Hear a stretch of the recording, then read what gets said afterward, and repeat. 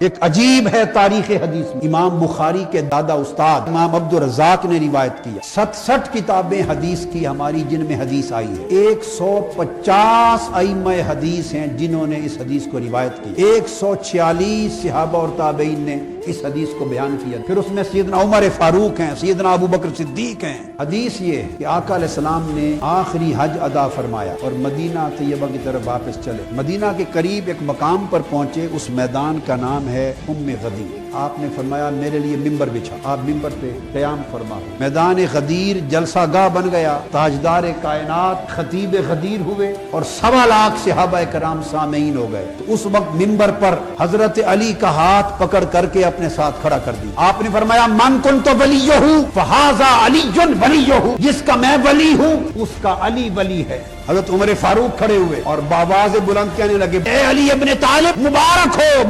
ہو